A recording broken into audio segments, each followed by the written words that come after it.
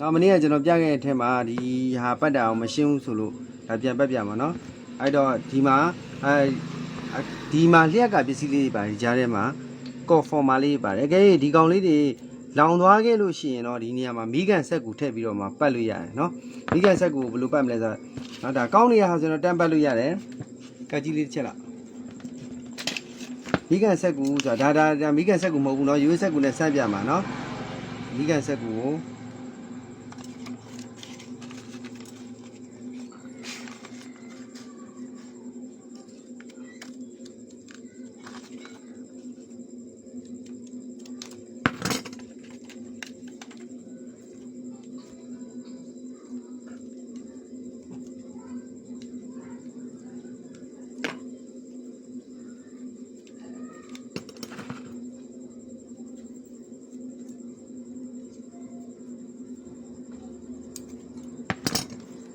သူထက်နည်းနည်းရှည်ပေါ့နော်ဒီမှာရှည်လောက်လေး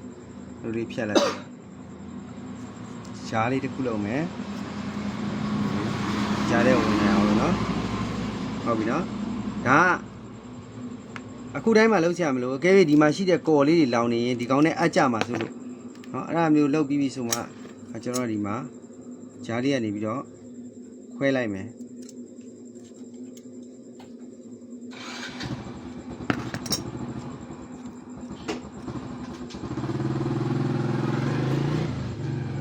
မိကန်ဆက်ကူကို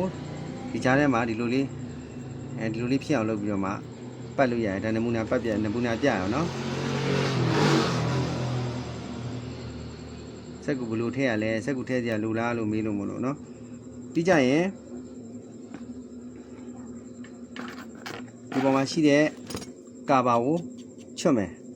ချွတ်ပြီးဆိုတာနဲ့ဒီငုတ်ကနေစပတ်မယ်ကြိုက်တဲ့ငုတ်ကနေပတ်လို့ရတယ်နော်ဒီမှာပတ်လိုက်ပြီဒီတဲ့ကလာမပတ်ဘူးတစ်စောင်းလေးဒီဘက်ငုတ်ကနေစပတ်မယ်ဂျားထဲမှာတစ်စိတ်နှစ်စိတ်ခြံမယ်ဒီဘက်ငုတ်ကိုသွားမယ်ဟုတ်ပြီ sorry နော်ခဏလေးဥပမာဒီကောင်ပတ်မယ်ဆိုရင်ဟုတ်ပြီဒီလိုလာပတ်မယ်ဒီကျိုးနဲ့ဒီထဲကိုဝင်မယ်စက်ကူထဲကိုဝင်မယ်နော်ဟုတ်ပြီတစ်စိတ်နှစ်စိတ်ခြံခဲ့မယ်ဒီဘက်ကိုလာမယ်ဒါ၅ဘတ်ပြည့်အောင်ပတ်မယ်တစ်ဘတ်ပြည့်သွားပြီ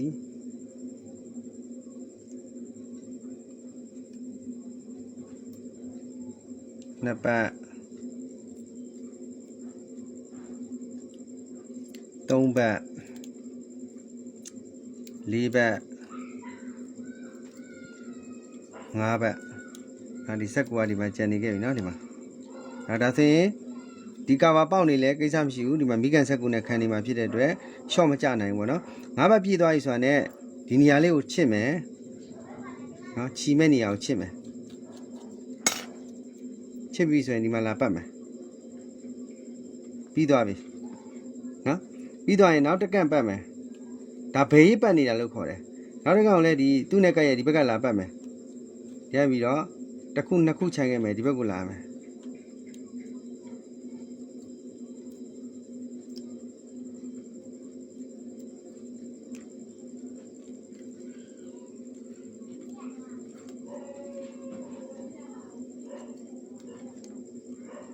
ငါးဘတ်ပြည့်သွားရင်နော်ပြည့်သွားရင်ဒီငုတ်မှာတစ်ခါလာချီမယ်ဒါကိုချစ်မယ်အဲ့တိုင်းပဲအစင်တိုင်းပတ်သွားရမှာနော်ဒီငုတ်မှာလာချီမယ်နော်ဒီဘက်ကပြီးပြီးသားဆိုတော့ဒီဘက်ကိုလာပတ်မယ်နော်နှစ်ခုချမ်းမယ်ဟုတ်ပြီလားဒီတိုင်းပဲပတ်သွားမှာနော်ငါးဘတ်ပြည့်အောင်ပတ်မယ်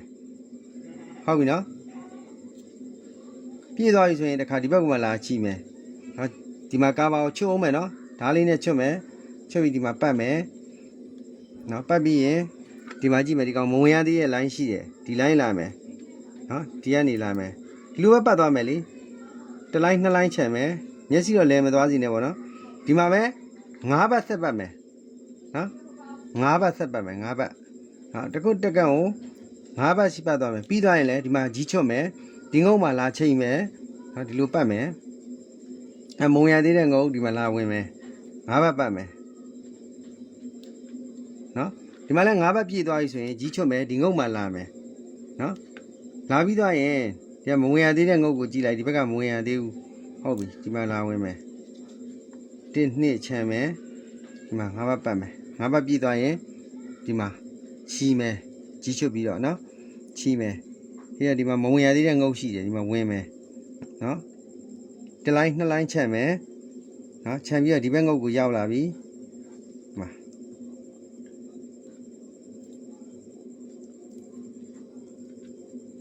ဟဲ့လားဒီမှာလဲ၅ဘက်ပတ်မယ်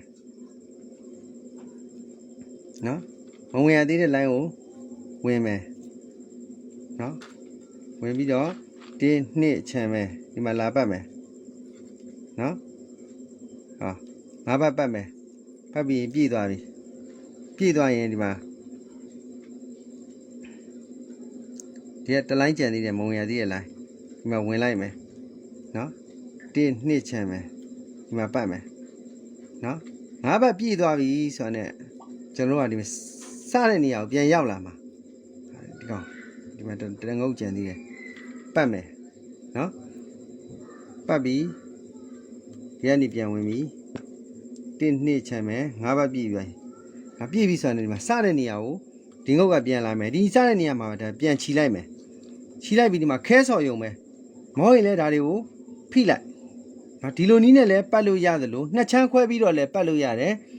3ချမ်းခွဲပြီးတော့လဲပတ်လို့ရတယ်ဒါကတော့မိမိအဆင်ပြေသလိုပတ်နော်အဲ့ဒါအဆုံးသက်ကဘယ်မှာဆုံးလဲလို့မေးနေလို့နော်ဒီတိုင်းပဲပတ်သွားမှာဒီမှာပဲလာဆုံးမယ်လေနော်ဟုတ်ပြီလားအားလုံးပညာရရှိနိုင်ကြပါစေစင်ပြကျွန်းဆရာဆွမ်းနိုင်ပါဒီကောင်လေးကတော့ဒါလိုအပ်မှထဲ့မှာနော်ဒီကော်လေးတွေမရှိတော့မှဒီမိကန်ဆက်ကူကိုထည့်ပြီးပတ်မှာနော်အားလုံးပညာရရှိနိုင်ကြပါစေစင်ပြကျွန်းဆရာဆွမ်းနိုင်ပါ